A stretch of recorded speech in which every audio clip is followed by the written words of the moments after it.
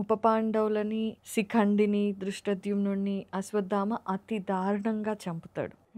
కృపాచార్యుడు, కృతవర్మ అలాగే అశ్వత్థామ దుర్యోధనుడిని కలవటానికి బయలుదేరుతారనమాట.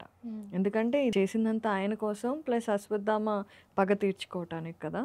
హాయిగా ఆనందంగా ఉన్నారు కృతవర్మ, కృపాచార్యుడు. కానీ అశ్వత్థామకు మాత్రం పాండవులని చంపలేదు అని ఇంకా వెలితిలాగా ఉందనమాట. తను ఫుల్గా హ్యాపీగా లేడు. అలాగే దుర్యోధనుడి దగ్గరికి వెళ్ళారు. దుర్యోధనుడి దగ్గరికి వీళ్ళు వెళ్ళేసరికి అక్కడ సమంత పంచకంలో దుర్యోధనుడి పరిస్థితి చాలా దారుణంగా ఉంది. శరీరం చుట్టూ రక్తం, శరీరంలో ఉన్న రక్తం అంతా వెళ్ళిపోయింది. శ్వాస అందటం లేదు దుర్యోధనుడికి. అసలు శరీరం స్వాధీనంలో లేదు. అలా అని ప్రాణము బయటకు వెళ్ళట్లేదు. అదొక నరక యాతన. చచ్చిపోతే ఆనందంగా ఉంటుంది, బాధ నుండి బయటపడతాడు. లేదు అంటే కొంచెం శరీరం సత్తు ఉండాలి శరీరంలో. అది లేదు, ఇది లేదు, నరక యాతన అనుభవిస్తున్నాడు. అది చూసి కృపాచార్యుడు కృంగిపోయాడు. ఎంతో బాధగా దుర్యోధనుడి దగ్గర కూర్చుని, రా రాజా అని ఏడుస్తూ, నిన్ను చూస్తుంటే దేవుడు ఏదైనా చేయగలడు అనిపిస్తోంది. లేదంటే ప్రపంచం మొత్తాన్ని ఏలిన నీకు ఇలాంటి దారుణమైన పరిస్థితి రావటం ఏంటి? ఈ అన్యాయాన్ని నేను భరించలేకపోతున్నాను అని కృపాచార్యుడు ఏడుస్తాడు. కృతవర్మ కూడా బాధపడుతున్నాడు. అశ్వత్థామ ఉండి దుర్యోధనుడి తలని తన ఒళ్ళో పెట్టుకొని, మహారాజా, నువ్వు మా కోసం, నా కోసం అయితే ఎన్నో చేశావు, ప్రతి పనిలో నాకు తోడుగా ఉన్నావు. కానీ ఈ ఆఖరి క్షణాలలో నేను నీ కోసం ఏమీ చేయలేకపోతున్నాను.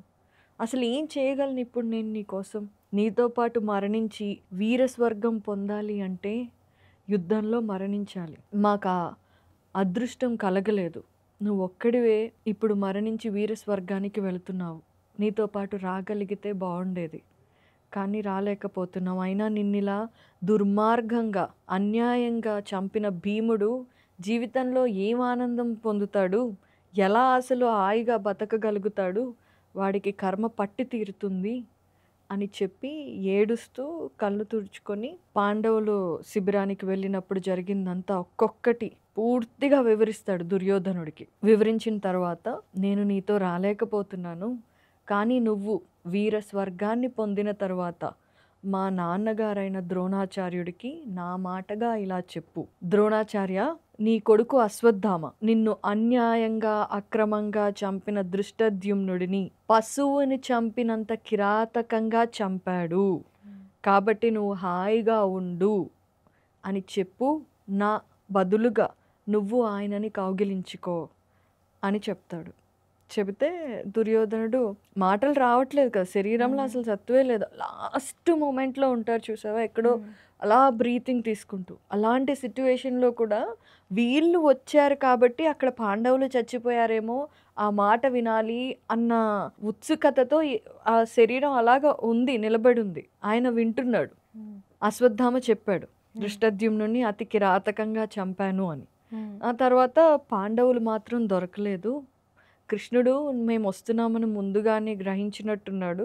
అందుకే అక్కడ పాండవులు, సాత్యకి, కృష్ణుడు మాత్రం లేరు అని చెప్తాడనమాట. ఇప్పుడు దుర్యోధనుడు అతనికున్న కొంచెం ఓపికని బాగా తెచ్చుకొని ఒక్కొక్క మాటగా అలా బయటకి అంటూ ఉంటాడు. ఈరోజు మీరు చేసినది చాలా గొప్ప పని. భీష్ముడు, ద్రోణుడు, కర్ణుడు కంటే కూడా మీరు ఈరోజు చేసిన పనే అద్భుతమైన కార్యక్రమం. నిజంగా భీష్ముడు, కర్ణుడు వీళ్ళందరినీ మహావీరులు అంటారు. కానీ ఈరోజు రాత్రి మీరు ఏదైతే చేశారో ఆ పని చాలా కష్టతరమైన పని, కానీ మీరు చేశారు. నాకు చాలా ఆనందంగా ఉంది. నేను మీ ముగ్గురి రుణం తీర్చుకోలేను. జీవితం అంతా గుర్తుపెట్టుకుంటాను. నేను పోయాక కూడా గుర్తుపెట్టుకుంటాను అని చెప్పి అలా మాట చెబుతూనే అతను ప్రాణం వదిలేశాడు. మహాభారతంలో ఒక పెద్ద విలన్ క్యారెక్టర్ కదా. మహాభారతంలో విలన్ అంటే ధృతరాష్ట్రుడు ఉండొచ్చు, కానీ ధృతరాష్ట్రుడిని కూడా మ్యానిపులేట్ చేసి అతనికి కావలసింది సాధించుకోవాలి అన్న ఒక పంతంతో ఎన్నో లక్షల మంది చనిపోవటానికి కారణమైన దుర్యోధనుడు ఆ రోజు అలా అశ్వత్థామ వడిలో కృపాచార్యుడు, కృతవర్మ సాక్షిగా ప్రాణాలు వదిలేశాడనమాట. అప్పటికే తెల్లవారిపోయింది. రాత్రంతా వాళ్ళని అశ్వత్థామ చంపేశాడు. ఆ తర్వాత వచ్చి దుర్యోధనుడు తెల్లవారుజామున ప్రాణాలు వదిలాడు. అశ్వత్థామ, కృపాచార్య, కృతవర్మ చాలా దుఃఖంతో ఏడుస్తూ అక్కడే దుర్యోధనుడికి 3 ప్రదక్షిణలు చేసి హస్తినకు బయలుదేరారు.